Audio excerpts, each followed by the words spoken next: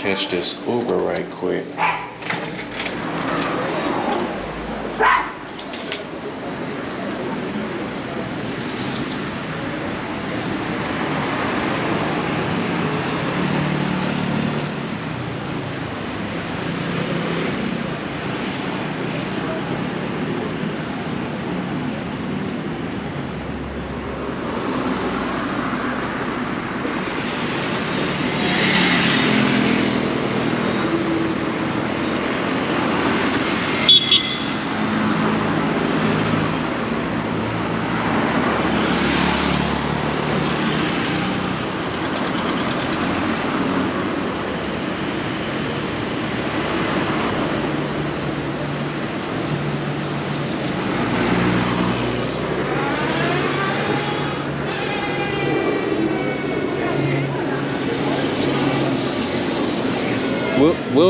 William? ¿Cómo estás, Kevin? Sí, hola. Bien, bien. Where you work for? Maybe I could try to get something to eat Cuando estáis suspensionada ahí abajo. before I go up here.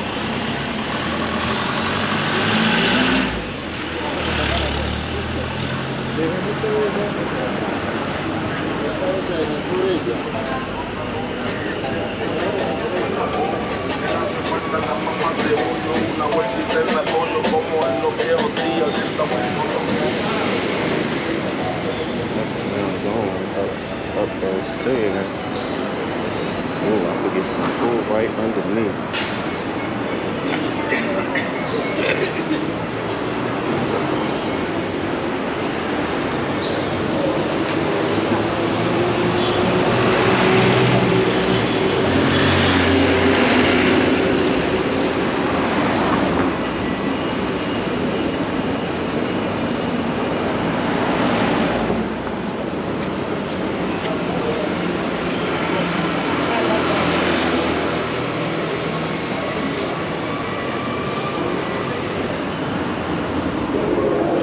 Something to eat from one of these vendors right quick.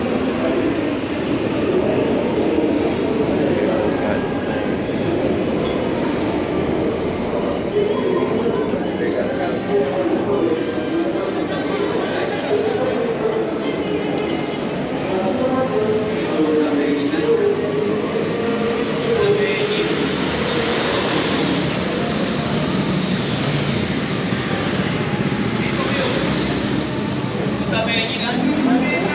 So I missed my struggle bus.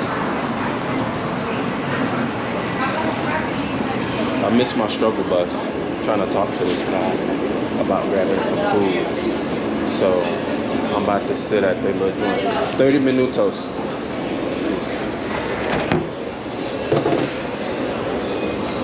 So I'm gonna sit down here and grab me something to eat in the meantime.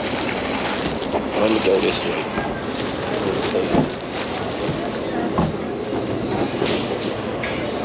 So I got me a little empanada and a drink.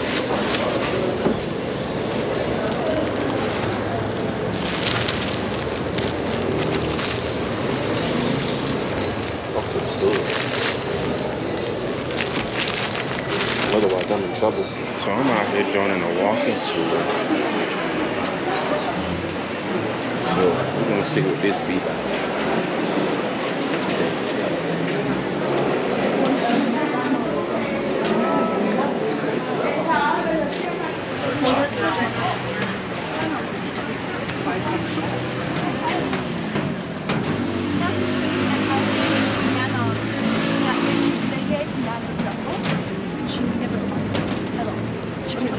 We still registered.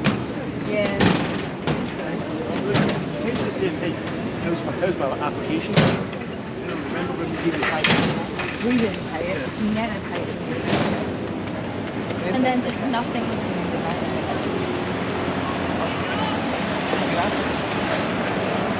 After what, 7 years?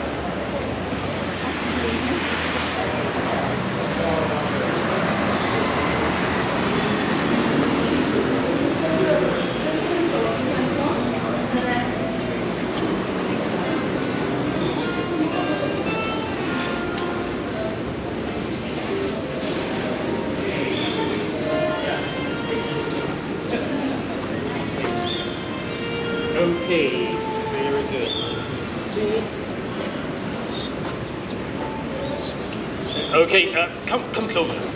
Like a lot closer. You sit. You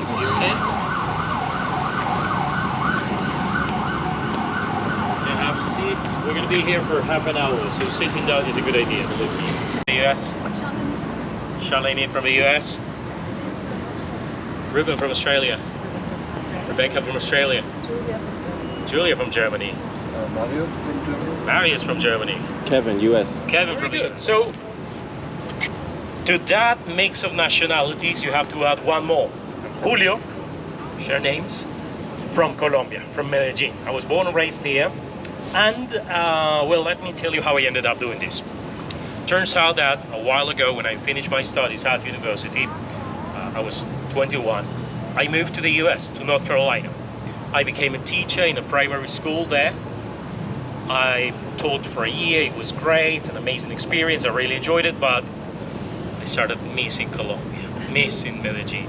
So I came back and I started missing the US. Then I understood, well, there's no such thing as one country that is just better than the rest. Actually, each place has something that is worth learning and sharing, and that's what I decided to do. Instead of just teaching English, I started teaching Spanish as well. And this way I had students from all over the world. One of those students invited me on this tour. And even though I initially did not want to come, he convinced me.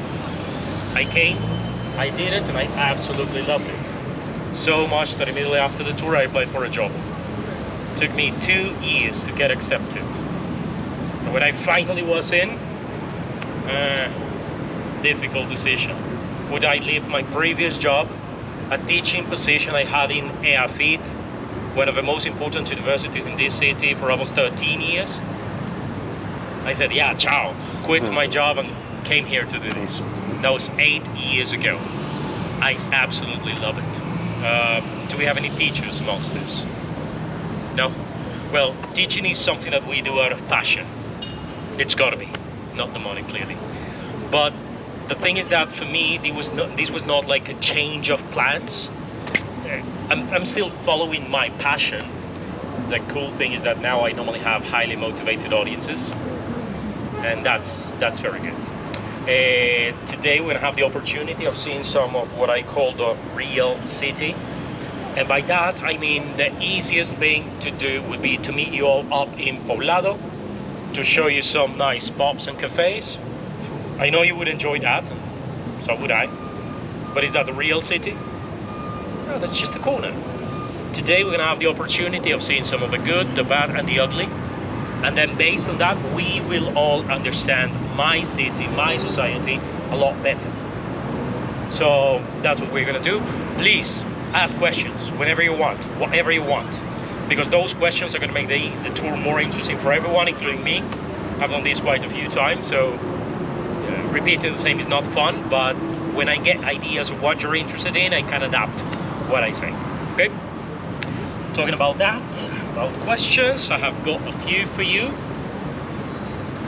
I've got a tablet here. This is going to ask a few questions, like how you found out about the tour. It's going to ask for your email address. That's because later I'm gonna try and take a nice photo of a group. It's gonna be a one-time thing. Not gonna spam you, not gonna stalk you, so no need to worry, okay? So let's begin with Sai.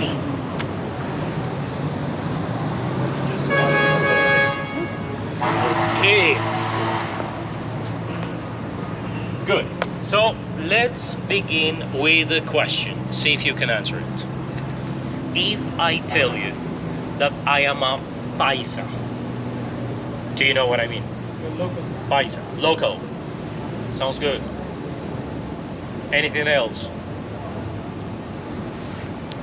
Well, local is vague enough to not miss.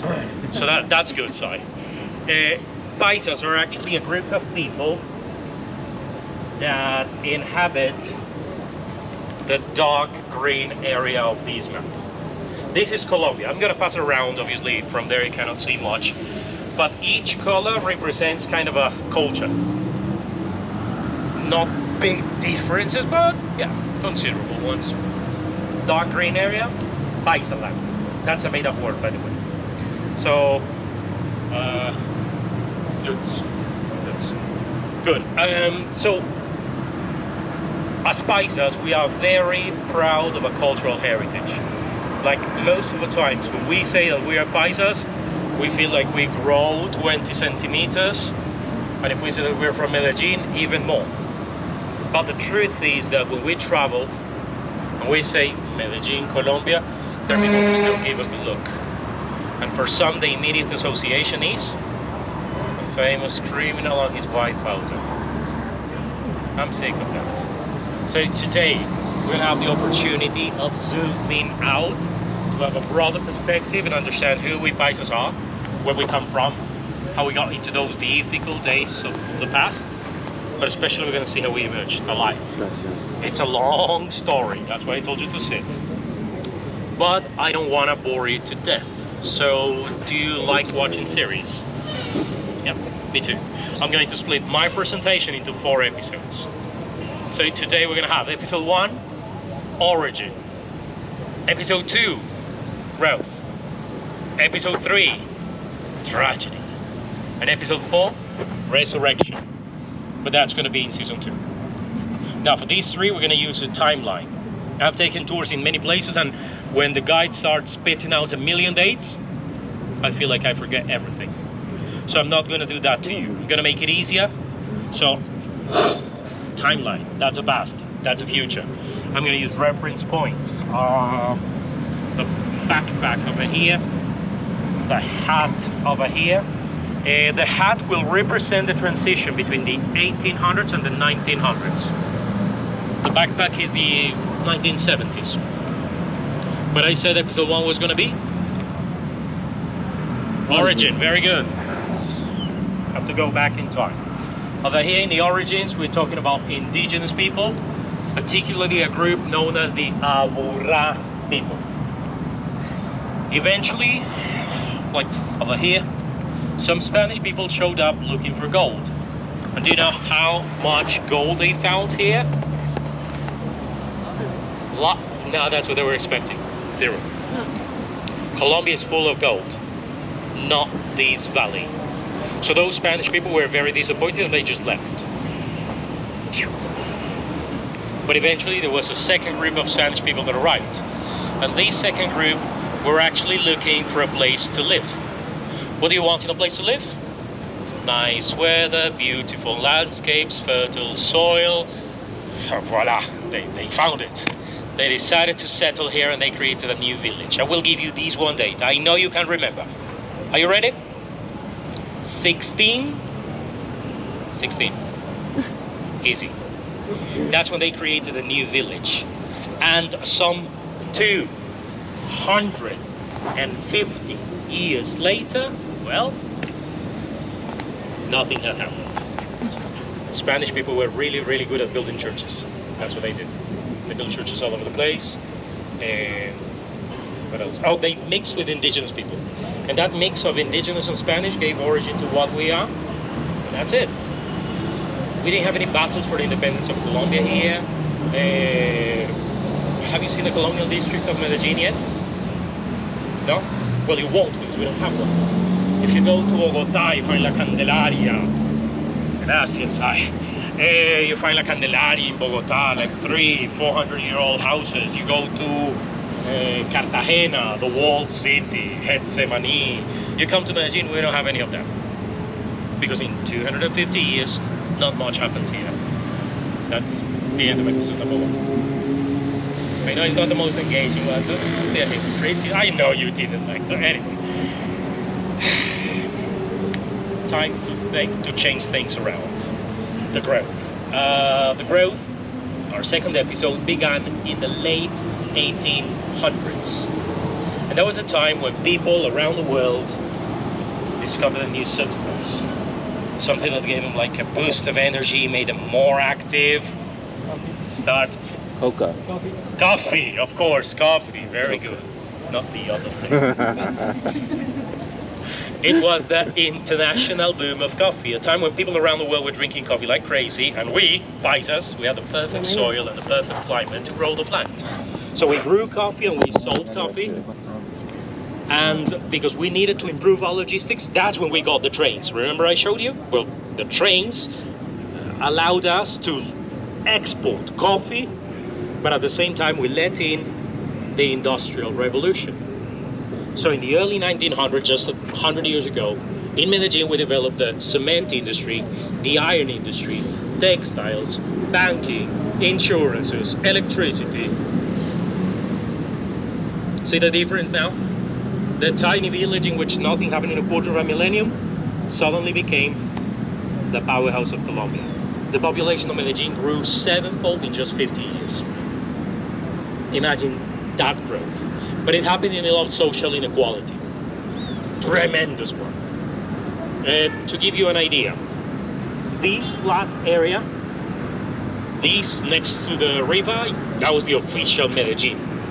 A city where people had utilities, infrastructure, they had jobs and schools close to their houses. Well, they had houses to begin with. But the people who were coming from the countryside, they arrived and people said like, no, we're already full, sorry, we're full. So where did they go? If the flat area was full, up in the hills. And this is not California. The higher up you go in the mountains here, the lower the living conditions. Things were very different, and the middle kept growing in social inequality. But well, we'll get to that later. Now let's move to over here, the 50s. In the 50s, there were some heavy taxes, tariffs is the appropriate word. Some heavy tariffs added on imported goods. Particularly when I say that in the 70s it became popular, or they discovered it, is what I said. They didn't. Actually, they did in Germany in the 1800s. It was used as an anesthetic for medicinal purposes, mainly in dentistry.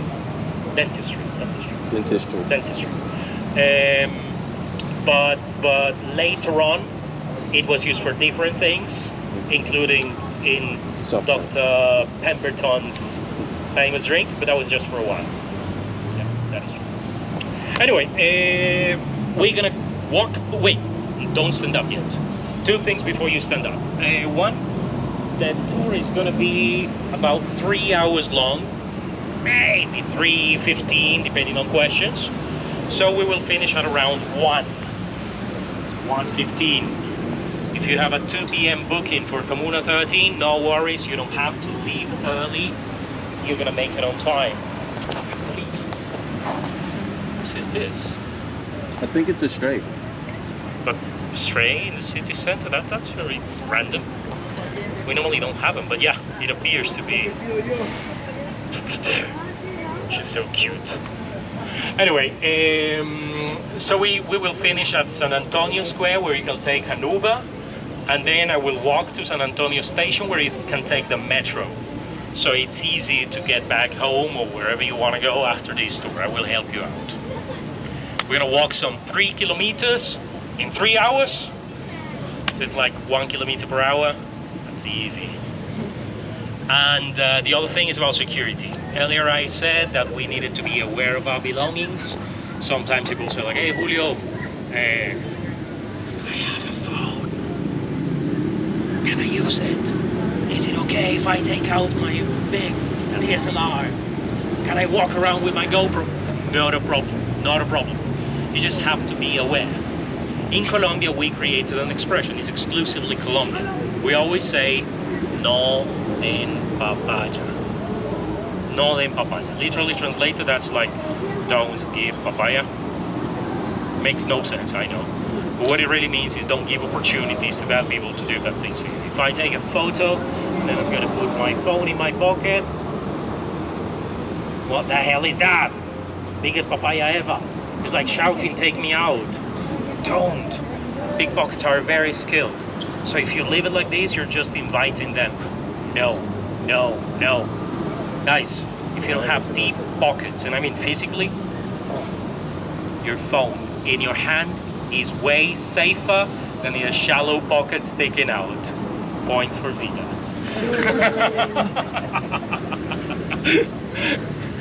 And yeah, later I will use my papayometer. I will tell you when the papaya level goes up. Right now it's papaya level 1. And my papayometer will let us know. Okay? So it's time to go. Question. You should coin that. I like that. Your I papaya should, level. right? Yeah. Papaya level.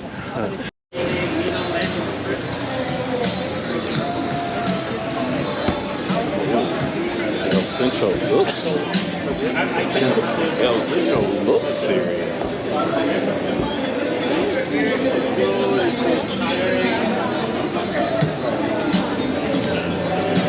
So we're about to walk into El Centro, which is the city center here.